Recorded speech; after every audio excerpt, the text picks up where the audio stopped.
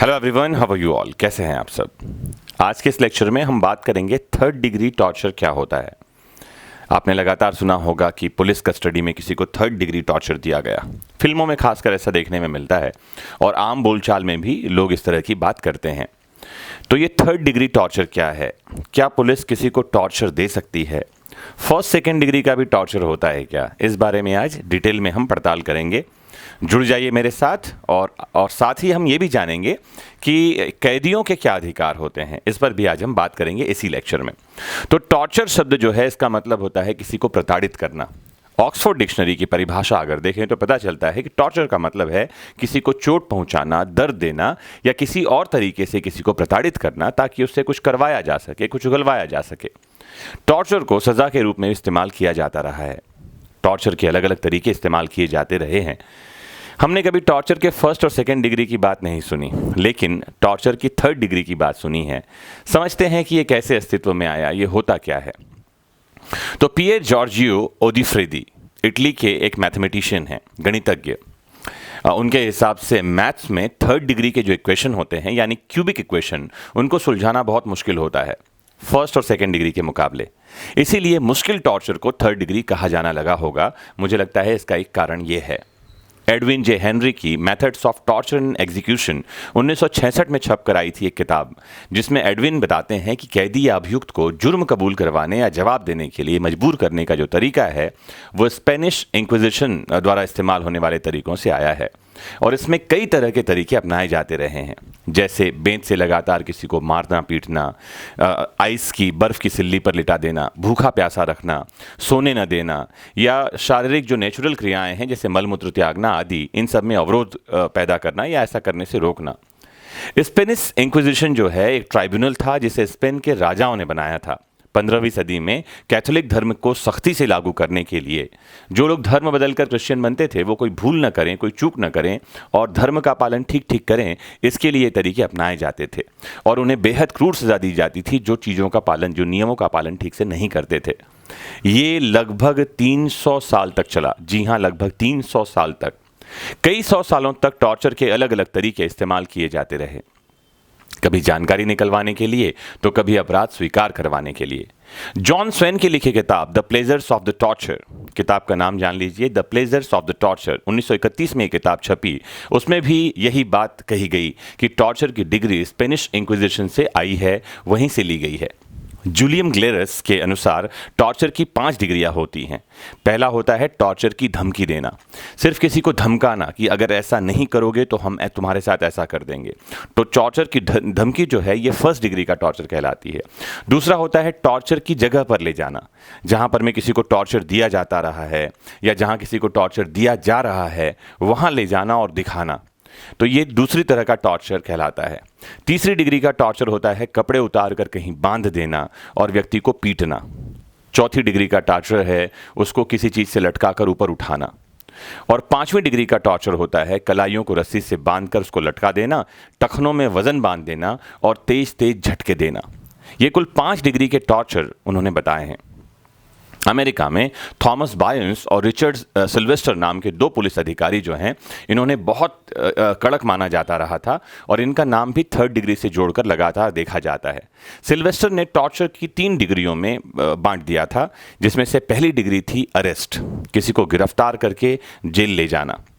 दूसरी डिग्री थी लोगों के सामने उससे बेइज्जत करना, जिसमें कि उसको बांधकर जेल तक घसीट कर ले जाना एक तरीका था। और तीसरी डिग्री थी पूछताछ के लिए उसको टॉर्चर करना, पूछताछ करने के लिए, कोई बात उगलवाने के लिए किसी व्यक्ति को प्रताड़ित करना। 1977 में छपी इंडिया टुडे की स्टोरी में बताया गया है कि थर्ड डिग्री के नाम पर पुलिस किस तरह के टॉर्चर के तरीके इस्तेमाल करती रही है और करती रही थी। नवंबर 4, 1976 को हिरमन लक्ष्मण पगर को आंध्र प्रदेश पुलिस ने नक्सली होने की हालत में गिरफ्तार कर लिया। हिरमन ने बताया कि उसके साथ क्या क्या हुआ था, जिससे हमको अंदाजा लग सकता है कि थर्ड डिग्री का टॉर्चर क्या होता है। 29-30 नवंबर की रात को उसे लिंगापुर पुलिस कैंप में ले जाया गया, जहां 15 पुलिस ऑफिसर ने उससे पूछताछ की, जिनमें से एक कील वाले बूट पहनकर उसके हाथों पर चल रहा था और बाकी उससे हर तरफ से पीट रहे थे। और भी कई अनैतिक क्रियाएं उसके साथ की गईं, जिसकी बहुत डिटेल में उसने जानकारी दी है। एक आदमी के साइज की लाठी जिसके ऊपर ढेर सारी मिर्ची का पाउडर लगा हुआ था, उसका इस्तेमाल भी उसके साथ किया गया। उसके बाद उसे लॉकअप में ले जाया गया, जिसके बाद वो कई घंटे बेहोश रहा। उसको एक हाथ की कॉल कोठरी में बांध कर छोड़ दिया गया। उसे इसी अवस्था में रहने के लिए मजबूर किया गया, जहां 15 दिनों तक वह न तो ठीक से बैठ पाया और न ही ठीक से सो पाया। पुलिस के ऊपर जाति के कई आरोप लगातार लगते रहे हैं, लेकिन इन मामलों में डिटेल कभी बाहर नहीं आती। ऐसी कई खबरें आती रहती हैं जहां अभियुक्त पुलिस द्वारा जाति की शिकायत करते हैं।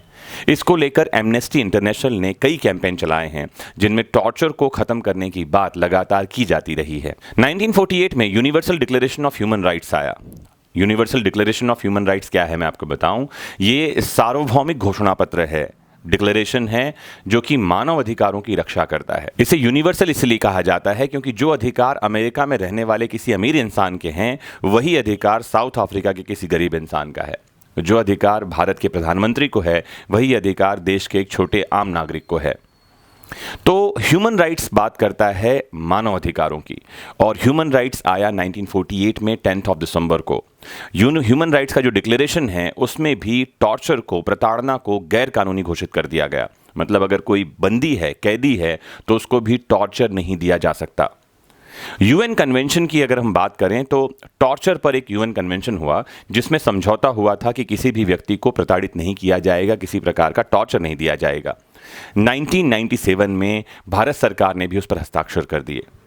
तो क्या टॉर्चर के विरुद्ध देश में कोई कानून है? तो आप सभी को जानना चाहिए कि भारतीय दंड संहिता, इंडियन पिनल कोड में सेक्शन 330 है, धारा 330 ये कहती है कि कोई भी पुलिस अधिकारी किसी भी व्यक्ति को, ध्यान से समझें, किसी भी व्यक्ति को प्रताड़ित नहीं कर सकता, टॉर्चर नहीं दे सकता। रिपीट कर दूं, कोई भी पुलिस अधिकारी पूछताछ के लिए, कोई बात उगलवाने के लिए, किसी और कारण के लिए किसी भी व्यक्ति को टॉर्चर नहीं कर सकता। अगर ऐसा किया जाता है तो भारतीय दंड संहिता की धारा 330 में पुलिस वाले को सजा हो सकती है, और छोटी मोटी सजा नहीं है, 7 साल की सजा है, 7 years इम्प्रिजनमेंट। तो आज इस लेक्चर के बहाने हम समझते हैं कि अभियुक्तों के अधिकार क्या हैं, और सुप्रीम कोर्ट ने अक्यूज राइट्स या प्रिजन राइट्स के बारे में क्या बातें कही हैं। सबसे पहला अधिकार जो है वो है कार्योत्तर विधि से संरक्षण का अधिकार। कार्योत्तर विधि क्या होती है? कार्योत्तर विधि को लैटिन फ्रेज में कहा जाता है एक्स पोस्ट फैक्टो लॉ।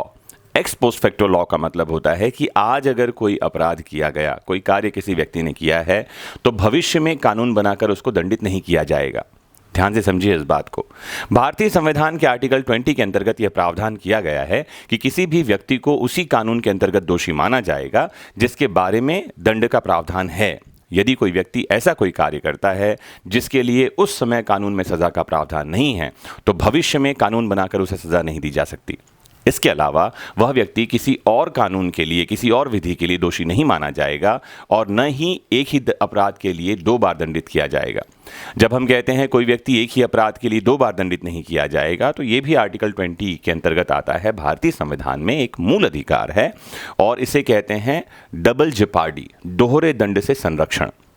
एक महत्वपूर्ण मामला है बुद्ध सिंह बनाम स्टेट ऑफ हरियाणा का। इस मामले में सुप्रीम कोर्ट ने यह कहा कि व्यक्ति को केवल वही दंड दिया जा सकेगा जो अपराध करते समय कानून में लिखा गया है, और उसी कानून के अंतर्गत दंडित किया जा सकता है, भविष्य में कानून बनाकर नहीं। तो ये केस बहुत महत्वपूर्ण है। जो दूसरी बात मैंने बताई आपको, आर्टिकल 20 में ही है दोहरे दंड से संरक्षण का बात जो है, इसका मतलब सीधी सी बात है कि एक ही अपराध के लिए एक व्यक्ति पर ना तो 2 बार मुकदमा चलाया जाएगा, और न ही उसे एक से अधिक बार सजा दी जाएगी। सिविल और क्रिमिनल दोनों ही मामलों में ये बात लागू होती है। जब हम सिविल में जाते हैं तो इसे कहा जाता है doctrine of res judicata, Hindi में कहते हैं प्रांग न्याय का सिद्धांत, जो सीपीसी के धारा 11 में है। वहीं अगर सीआरपीसी में जाएंगे तो सीआरपीसी में धारा 300 है, सेक्शन 300, जो डबल जियोपार्डी को गलत बताता है, दोहरे दंड को गलत बताता है, मूल अधिकारों का हनन बताता है।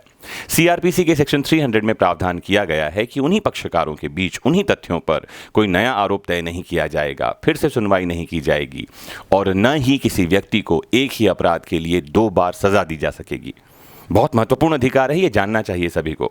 जो अगला अधिकार है वो है जमानत का अधिकार, राइट टू बेल इसे हम कहते हैं।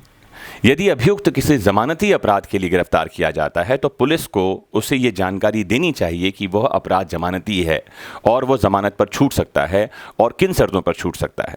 एक महत्वपूर्ण मामला है DVA Patnaik versus state of Andhra Pradesh का। इस मामले में सुप्रीम कोर्ट ने स्पष्ट किया है कि जेल की दीवारों पर करंट दौड़ाना ये भी आर्टिकल 21 का उल्लंघन है। व्यक्ति को संपत्ति अर्जित करने, धारण करने, व्ययन करने का पूरा अधिकार है। किसी भी व्यक्ति को, जी हां, किसी भी व्यक्ति को आर्टिकल 21 के अंतर्गत गिरफ्तार किए जाने के बाद उससे विधि द्वारा स्थापित प्रक्रिया, जो प्रोसीजर स्टेबलाइज्ड बाय लॉ है, उससे वंचित नहीं किया जा सकता। मतलब उसको जमानत पर छूटने का अधिकार होगा यदि अपराध जमानती है, और यदि अपराध गैर जमानती है तो भी वह कोर्ट के सामने जमानत की अर्जी लगा सकता है। अपराध जमानती है और गैर जमानती है, इसमें इतना ही फर्क होता है कि यदि अपराध जमानती है तो व्यक्ति थाने से, पुलिस स्टेशन से ही छूट सकता है, लेकिन अपराध गैर जमानती है तो कोर्ट तय करती है कि इसको जमानत पर छोड़ना चाहिए कि नहीं छोड़ना चाहिए। तो मैंने आपको बताया कि जेल की दीवारों पर करंट नहीं दौड़ा सकते, ये भी कोर्ट ने कहा। बाकी सब टॉर्चर की बात तो हम कर ही रहे हैं अगले एक के बाद एक पॉइंट में। तो अगला जो अधिकार है वह है निःशुल्क विधिक सहायता पाने का अधिकार, फ्री लीगल एड का right. M Hoskot versus state of Maharashtra, इस मामले में कोर्ट ने स्पष्ट किया है कि जो सिद्ध दोष व्यक्ति है या जो व्यक्ति जिस पर कोई आरोप लगाया गया है, उसे निःशुल्क कानूनी अधिकार, कानूनी सहायता पाने के अधिकार हैं। अपील के लिए निःशुल्क निर्णय की कॉपी भी उसको दी जानी चाहिए। जस्टिस कृष्णा अय्यर ने कहा था कि निःशुल्क कानूनी सहायता राज्य का कर्तव्य है, न कि राज्य का दान है। किसी भी व्यक्ति को बगैर कानूनी सहायता दिए दोषी ठहराना उसके मूल अधिकार का हनन है। अगर व्यक्ति निर्धन है तो इसका यह अर्थ नहीं है कि उसे कानूनी सहायता के अधिकार से वंचित कर दिया जाए। हुसैन आरा खातून के मामले में स्पष्ट माना गया कि निःशुल्क विधिक सहायता पाने का अधिकार आर्टिकल 21 के अंतर्गत एक आवश्यक मूल अधिकार है और अनुच्छेद 21 का भाग है। तो ये आपको जाननी चाहिए बातें जो मैं आपको बता रहा हूं कि कौन कौन सी चीज़ें कोर्ट ने कही हैं। एकांत कारावास, एकांत कारावास क्या होता है मैं आपको बताऊं। एकांत कारावास को कहते हैं सॉलिटरी कन्फाइनमेंट। ये हमारी इंडियन पीनल कोड के सेक्शन 73 और 74 में है, जहां पर में किसी रिगरस पनिशमेंट, मतलब गंभीर जो सज़ा दी जाती है कारावास की, उसका एक अंग होता है। अधिकतम 3 माह के लिए किसी व्यक्ति को एकांत कारावास में डाला जा सकता है। अगर किसी को एकांत कारावास में डाल दिया गया, इसका मतलब है कि उसको किसी से मिलने, बोलने, बात करने नहीं दिया जाता, वो अकेला रहता है। और ये प्रायश्चित के सिद्धांत के अंतर्गत आता है। सुनील बत्रा बनाम दिल्ली एडमिनिस्ट्रेशन के मामले में पिटिशनर के प्रिजन्स एक्ट 1894 की धारा 30 उपधारा 2 की विधि मान्यता को चुनौती दी गई, और साथ ही ये कहा गया कि ये जो कानून है जिसका नाम है प्रिजनर्स एक्ट 1894 की धारा 30(2), यह 14, 19 और 21 का अतिक्रमण करता है और अविधि मान्य है। तो सुनील बत्रा जो है वो तिहाड़ जेल में थे। सुनील बत्रा को मृत्युदंड की सजा दी गई थी और उसे एकांत कारावास में रखा गया था। चार्ल्स सोबराज, जिसका परीक्षण चल रहा था, उसने अपने शरीर में लोहे की बेड़ी लगाने के आधार पर इस बात को चुनौती दी थी। तो 2 तरह की बातें थी। पहला ये कि एकांत कारावास को भी इस मामले में चुनौती दी गई, और दूसरी बात लोहे की बेड़ी लगाना, हथकड़ी लगाने को भी चुनौती दी गई। और ये भी कहा गया चार्ल्स सोबराज के द्वारा कि ये उसके देह की स्वतंत्रता, right to life and personal liberty, जो आर्टिकल 21 है, उसका हनन है। सुनील बत्रा की दलील तो खारिज कर दी गई थी, पर चार्ल्स सोबराज की दलील को सही माना गया। कोर्ट ने कहा कि हथकड़ी तभी लगाई जाएगी, पाँव में बेड़ियां तभी लगाई जाएगी जब कोर्ट की प्रायर परमिशन होगी। ऐसे ही किसी को बेड़ी लगाना, ये उसके आर्टिकल 21 का हनन है। जेल मैनुअल के पैरा 99 में खतरनाक कैदियों को बेड़ी लगाने का उपबंध है। कोर्ट ने इसे विधि मान्य नहीं माना और कहा कि 24 घंटे बेड़ी लगाकर रखना, ये जो है किसी के भी आर्टिकल 21 के राइट्स का हनन है, और इस नियम को समाप्त कर दिया गया कि अब किसी को बेड़ी लगाकर नहीं रखा जाएगा। सुनील बत्रा के मामले में फिर सुनवाई हुई, जिसमें कुछ नियम पारित किए गए। इसमें कहा गया कि अंडर ट्रायल जो कैदी हैं उनके साथ सिद्ध दोष की तरह बर्ताव नहीं किया जा सकता, कैदियों के साथ अमानवीय व्यवहार नहीं किया जा सकता, और उससे परिचितों से मिलने से नहीं रोका जा सकता। साथ ही उसे एकांत कारावास में रखने पर भी कोर्ट ने पाबंदी लगा दी कि एकांत कारावास में तभी रखा जाए जबकि ऐसा करने के लिए समुचित कारण हो। तो टॉर्चर के कई तरीके मैंने बताए, उसमें से ये भी एक तरीका है किसी व्यक्ति को टॉर्चर या प्रताड़ित करने का, जिस पर भी कोर्ट ने रोक लगाई है।